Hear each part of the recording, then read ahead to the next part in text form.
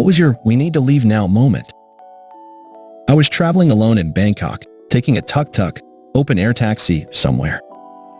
A common scam I'd been warned of was for drivers to make a stop somewhere and basically lock you in a shop until you bribe your way out. My driver started asking if I was doing any shopping and suggested we stop at his cousin's store. No thanks. He starts begging, please, you'll really like his store. More emphatically, no thanks, take me to my destination. He says we're just going to stop there quickly on the way. So I just waited until he stopped at a red light, then got out and walked away. He was screaming at me to come back, but he can't exactly leave his tuk-tuk in busy traffic. Nah, sister, don't play those games. Husband, then boyfriend, and I were living in Oakland at the time and were catching a Sunday evening BART train from the Fruitvale station into the city for a concert. While we were waiting on the platform, noticed two shady-looking dudes scoping us out. One appeared to be signaling to a third guy standing alone a long way down the platform. When the train pulled up, we stepped onto the car directly in front of us and sat down in the front row, immediately beside the two ADA seats that faced the doors/open area in the center of the car.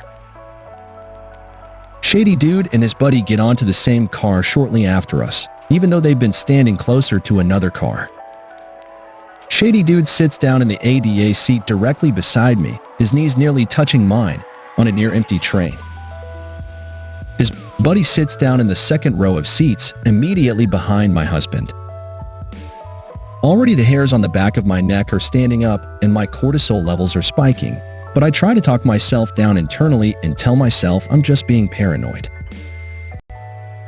Moments later, the third guy I suspected shady dude had been signaling to, who had been standing way down the platform, stepped onto the same car but remained standing, and started looking up and down the car in both directions like he was assessing the other passengers.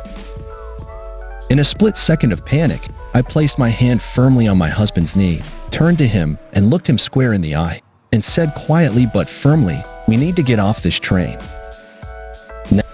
Now, bless his heart, to this day, he didn't hesitate or question me for even a second. We stood immediately and walked briskly through the train car's doors only a second or two before they shut behind us. So close that if there were any doubts remaining in my mind, they were immediately erased when the shady dude instantly sprung out of his seat and came charging toward the closed doors as the train began to pull away, making eye contact with me the whole time, and then proceeded to walk down the center aisle of the train car as it pulled away, keeping pace with us and continuing to lock eyes with me for the next few eternally long seconds until the train accelerated down the platform. The train goes into a dark tunnel immediately after leaving the Fruitvale station, which was also a total dead signal zone. I knew in my gut that shady dude's hands would have been on me and his buddy would have had a knife to my husband's throat the moment we entered the tunnel. Only God knows how that would have ended. Shook me to my ducking core. I can still feel the adrenaline surge in my veins just thinking about it, over 10 years later. And I'll always be grateful I married the guy who didn't even blink when my gut instincts took over. Several years ago, we had a bit of a flood during spring after a period of intense rain and rapid snowmelt. Me and my dad were on one of our favorite nature trails when we observed a river that had formed alongside the path and carved out a ravine. Across the ravine, I could see a large tree had fallen after the ground beneath its roots had been washed away. There was another large tree along the bank that looked very vulnerable as its roots were already becoming exposed. I commented that it would likely fall before the day was over. We stood there for a few seconds longer, and I was fixated on the tree swaying from side to side. Then the tree suddenly went still, and I had this absolute primal fear take over and started screaming to run. As we fled, I could hear it come crashing down. It struck exactly where we had been standing. Later, I learned that large objects falling towards you don't often appear to be moving. I'm certain that the tree must have already been falling, and I had some sort of subconscious awareness of it. No we, only me.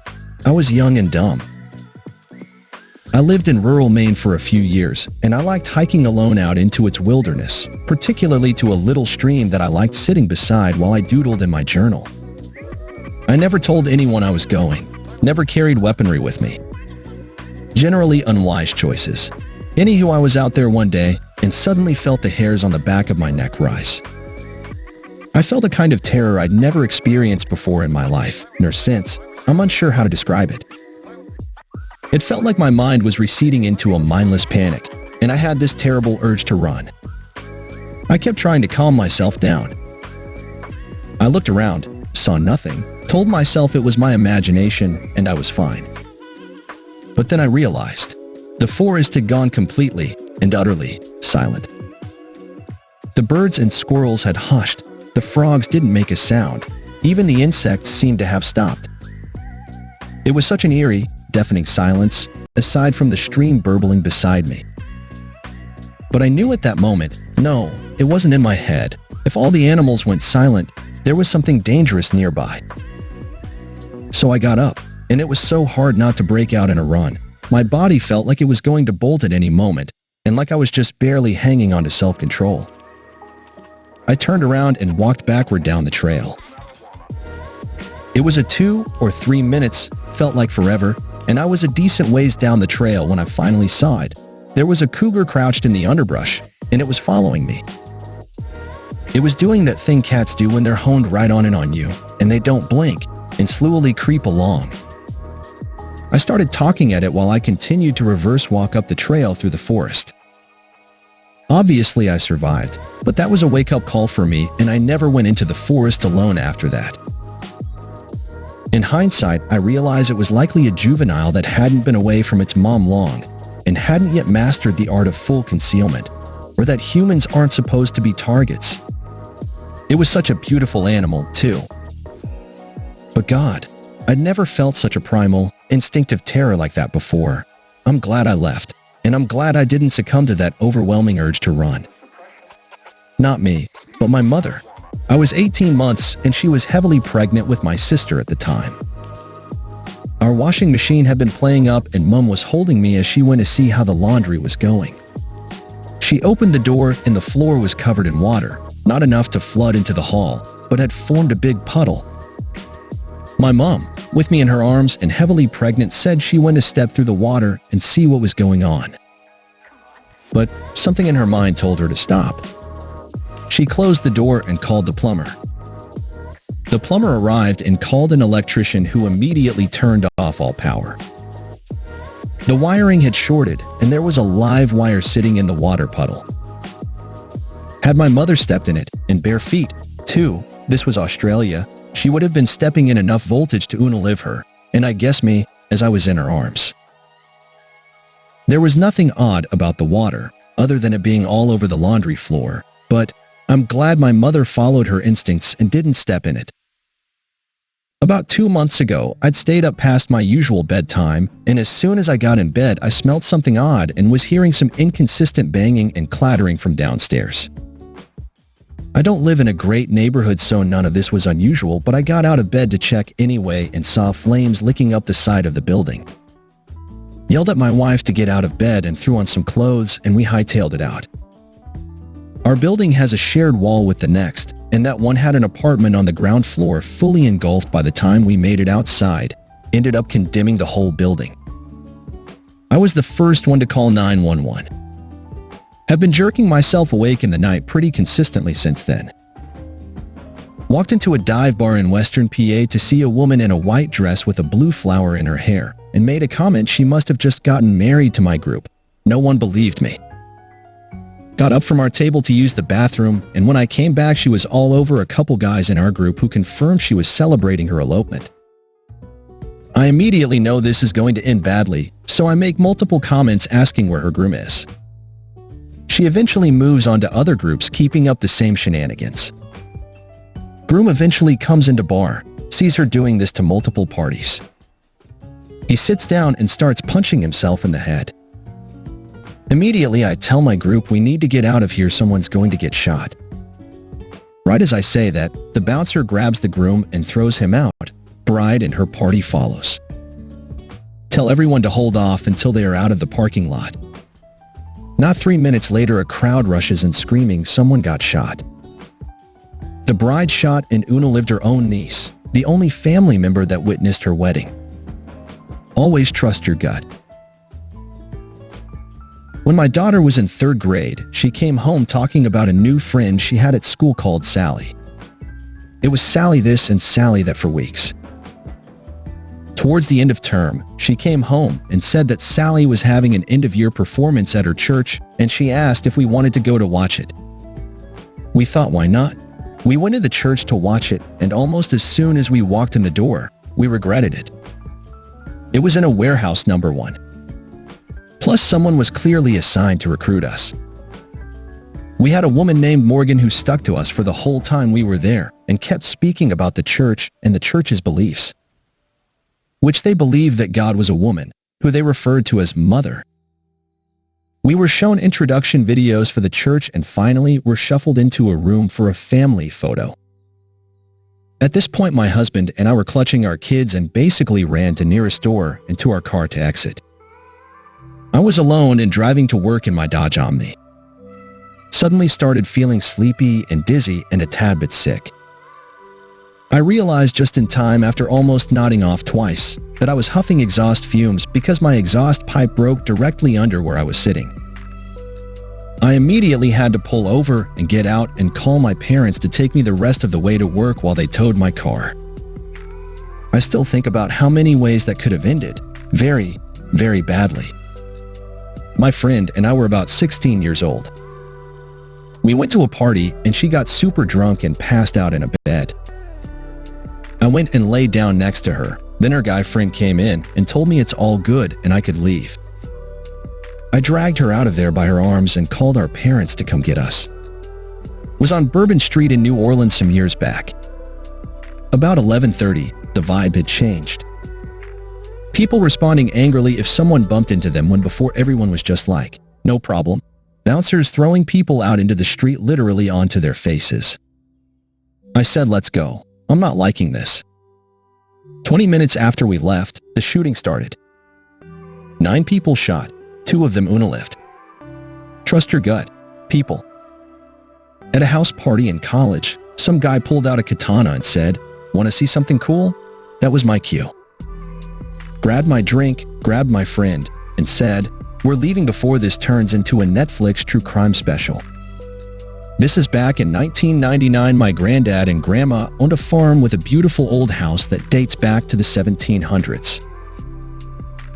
Also located just across from the farmhouse was her pub/restaurant, and on this New Year's Eve night, everyone was getting ready to celebrate the incoming millennium. So by about 7 p.m., the whole village is now in the pub and the drinks are flowing, but us kids are starting to get bored and asked to go play the PlayStation in the house. So my ma'am takes us down to the house and sets the PlayStation up to the TV and tells us if we need anything just come up to the pub. Then off she goes back to the party, leaving me 14, my sister 10, and my cousin 14 to our own devices. We play games for hours and eventually we start to get bored of the PlayStation, so we decided to watch a film. This will be around 11 p.m. at this point. I will set the scene a bit here. This old farmhouse is huge and a bit creepy. It's so old that it had a servant's quarters. Over the years, the large double front door stopped getting used in favor of the easy single door for the servant's quarters that leads into the main house. You enter the front door into a long corridor.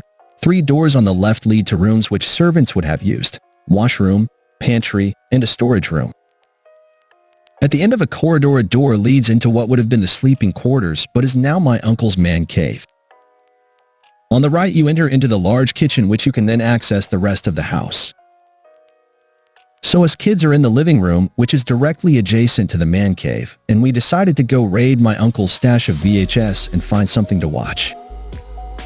So I walk through the kitchen into the hall and try to open the door to his room. But the door is jammed. This room is never locked, but maybe he's locked it to keep us out. I keep trying the door in case it's just a bit tight, and the door does open a little way, not enough to see through, but enough that it isn't the lock stopping the door from opening. I try shoulder bars the door, but it's solid and feels like something is behind the door. At this point, I give up and I walk up to the pub to tell my ma'am I can't get into the man cave. So she comes back down to the house with me and I show her the door is open partially, but it won't move. She tries and she says, "Oh yeah, that is strange." She tries again a bit harder and nothing. So she heads back up to the pub to ask my uncle if he's put some sort of lock on the door.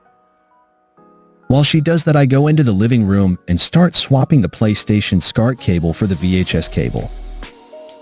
The TV back then is enormous and I am fully behind the TV in the corner playing with cables when my ma'am comes back in the house. She walks in and tells us that there is no lock on the door. Then she goes back to the man cave door and starts really charging this door to get it to open. I had the bang bang bang as she's charging into this door, and then suddenly I hear her shout, "Everybody out." Now, immediately I knew something really bad was happening.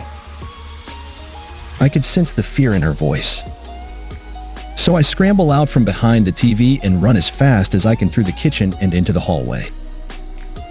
Soon as I got into the hall, my hair stood on end as I can feel a rush of cold winter air blowing through the man cave window and straight through the open hall door. Immediately, my eyes lock onto the open gun cabinet on the wall and a bookshelf on the floor that was stopping the door from opening. I turn in panic and run for the pub, but by the time I get to the pub, my ma'am had already alerted the pub to the break-in and an endless stream of bodies ran out of the pub towards the house. Shortly after, we realized the full extent of what had happened. Someone had cut a circle in the glass like you'd see on a film, and they opened the window to get to the gun cabinet. They had stolen a vast array of shotguns and rifles and some ammo, but not all of it. Some of the guns were laid on the bed and against the wall. Ammo was spilled onto the floor that looked like it had been dropped in panic. The police believe the first time I tried to get into the room, I had actually disturbed the thieves, and that's what stopped them taking everything.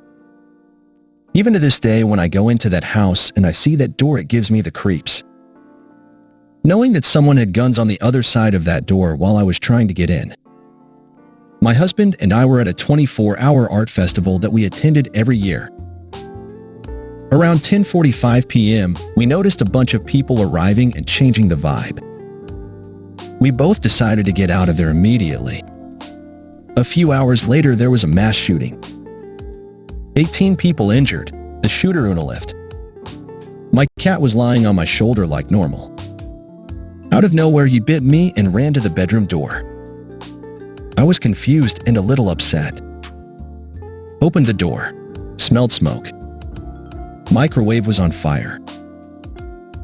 Mine's a bit different than most of these since I headed into the danger, but it was a good thing. I was around 7 and my cousin was my very best friend. We lived in the same city and had sleepovers on the regular.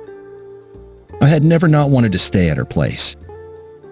But when my parents were standing at the door saying bye, I started bawling and saying I wanted to sleep at home tonight. They tried to convince me to stay and have fun, but I was insistent. Note, I had a filled medium-sized aquarium in my bedroom that I loved. Anyways, I went to bed like normal but woke up around 3 a.m. I rolled over and the wall my aquarium was against was on fire, pretty much the entire wall. I ran across the hall to my parents' room, woke them, and they put it out before it spread further. Turns out a pebble has been sucked up into the filter and jammed it, causing it to overheat and started a fire at the wall socket. All my fish died, which I was really sad about, but my parents are convinced I saved our house and maybe their lives that night. The smoke alarm would not have gone off till most of my room and engulfed, and at that point there would have been nothing they could do. Worse scene with some people getting aggressive. Saw one guy push another, and I grabbed my friends to get the hell out of there. Shootings are not uncommon, and the location we were at had zero space to avoid anything. Everyone pretty much ran from it. That night ended up being fine, but one of the two groups ended up shooting the other and unaliving one of them the next night. Multiple injuries / GSWs, probably the worst shooting of this summer so far. We all got together again at a friend's house and talked about it. Initially, I was told I was being too much by dragging them out of the bar. I got my apologies that night. A couple friends and I were looking for another guy from our group. Turns out he had left way before us without saying anything. We were out front looking for him, and all of a sudden some dudes from the club start exchanging words on the side of the building away from the bouncers. My friend and I took one look at each other and started dragging our other drunk friend away with us. I was certain at least one of them had a gun. 2 weeks later, there was a shooting in the same club. Never went back there. Decades ago, I was in Indonesia on a business trip for my Australian cousin who owned a small factory manufacturing camping goods. While leaving the airport in my hired car, I looked around and the hair on the back of my head began to rise. Little did I know that it was the middle of a revolution and there was fighting in the streets. My airline deplaned the passengers and there was no information at the airport, so I had no idea what was happening. While in my car, I told the driver to immediately stop going to my address given by my company and go to the nearest 5-star hotel. Within 30 seconds, I saw burning tires in the middle of the street where people were being dragged from their cars. My driver did a battlefield U-turn at an ungodly speed. You never want to be in a Mercedes making a turn like that. To this day, nobody believes me when I say the G-forces nearly caused me to faint. Possibly it was my face slamming in the side window. Gave the driver a $50 tip. Slept in the bathtub of the hotel I checked into while tracer bullets were being fired and explosions being heard around the city. Leaving a friend's apartment late at night like 3 a.m., it's a long corridor to get outside of the complex and get to my car across the street. I'm a third of the way through the corridor and I feel someone behind me. I look corner of my eye style, and at the beginning of the corridor there's a guy in a hoodie. I start walking faster, they start walking faster. Halfway down the corridor I stop and look directly at them. They pause for a sec, then start running. I start running. I bust out of the gate, get in my car, and they are right at my door. Just then a car turns the corner, headlights shining at us. He looks at the headlights and I floor it out of there. A friend and I were first years at university, and one night we went to an off-campus house party. It started like every other party we'd ever been to there. Lots of drinking, flirting, shenanigans, and people getting too close to the fire pit out back, etc., etc. We knew this place. We knew everyone who lived there, and almost everyone at this party. I started getting a weird feeling. Then I walked around a corner and saw a dude standing in the kitchen just casually naked. I turned around, gave my friend a look, and walked out the door at the opposite end of the house with her in tow. I found out later that the party turned into an orgy right after we left, and everyone involved got STDs. No judgment, I just didn't want to be there for that, and I'm glad we left. I was studying abroad in Germany, and 3 of us had become a solid friend group. One woman, I'll call her Laura, started flirting with these 2 Ghanaian men we met walking near the Glockenspiel in Munich. The other woman, Carrie, and I were fully enmeshed in on-off drama with ex-boyfriends back home and not looking to date, but fully ready to be wing women. Laura tells them to meet us at the Glockenspiel the next night at 7 p.m. She is giddy over this development. Carrie and I agree to accompany her, of course. We get there, and the men are there waiting. We decide to go to a bar nearby. We hang up our coats and find a table, but there aren't enough seats for everyone. One of the men playfully says I can sit on his lap. I say no thanks. He's all, come on. I don't bite. LOL. I feel like maybe I'm coming off as uptight and unfriendly, which is not making me a good wing woman, so I say, fine. How bad could it be? Laura is happily chatting away with the other guy. They offer to buy us drinks. Carrie and Laura ask for a drink. I say I'm fine. Then Carrie wants another drink and another. She's apparently going to milk these guys despite her lack of interest, which I think is a bad idea. It feels exploitative, and I fear they are going to expect some sort of return on their investment. The guy Laura is taking to says to the guy I'm sitting on, hey, I need to run to the ATM. I get the feeling he isn't thrilled about this turn of events, and I feel increasingly uncomfortable with Laura and Carrie blowing these guys' budget and making them spend even more. They get up and have a private chat, and Laura's guy leaves to hit the ATM. I sit back on the other guy's lap. ATM guy comes back and buys Carrie another drink. Laura says she's done drinking. She and ATM guy start kissing. At some point, the guy whose lap I'm sitting on tries to kiss me. He starts trying to put his hand down my pants. I'm like, no, I don't want to do that. He ignores me and keeps doing it. I keep pulling his hand out of my waistband. Red flags are going off in my head because this guy is not respecting my boundaries. I want to leave. I say I have to go to the bathroom, and Carrie says she does too. As soon as we get into the bathroom, Carrie says, "I'll grab Laura, you grab our coats." I'm deeply relieved that she's on the exact same page and that we are leaving. I'm worried we will get pushback from Laura. We leave the bathroom, I grab our coats, and ATM guy asks me what I'm doing. He seems angry. I say nothing and rush outside with the coats. Moments later, Laura and Carrie come out with the guys chasing after them.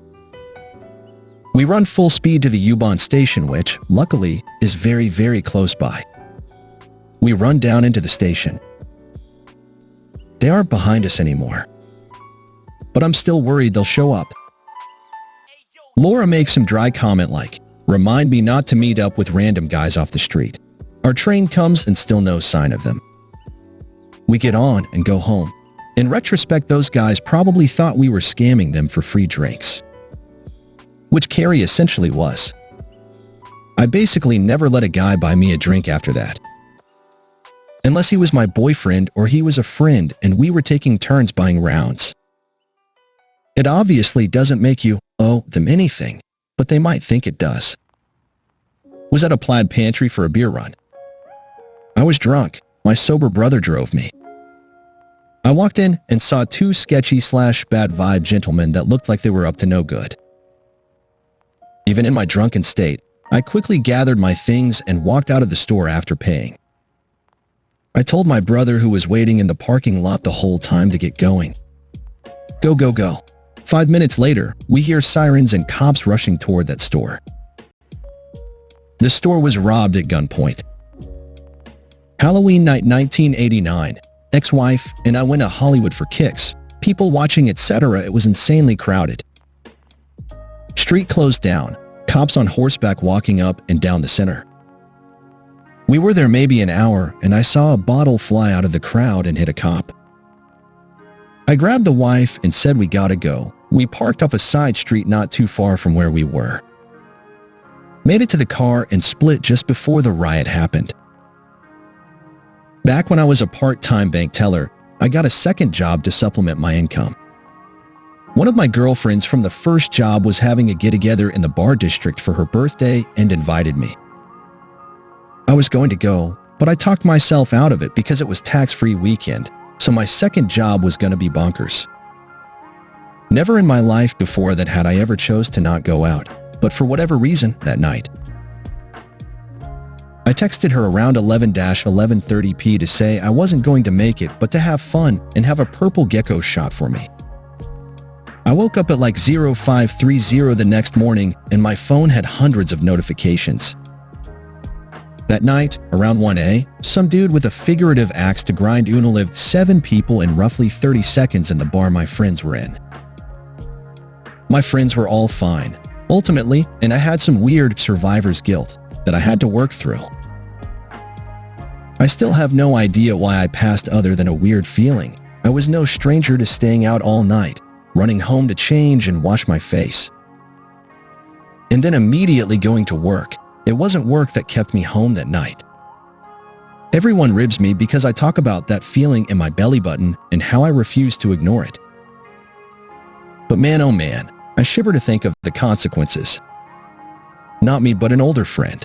She told me this story years ago, and the fear she conveyed while telling it was burned into me. It was the late 70s in Florida. She and her friend, both in their late teens/early 20s, had been out partying and having a good time. they decided to leave and hitchhike home. They didn't have to wait long. A good-looking, apparently nice man offered to drive them home. They both piled into the front seat of his Volkswagen Beetle, still tipsy and having a good time.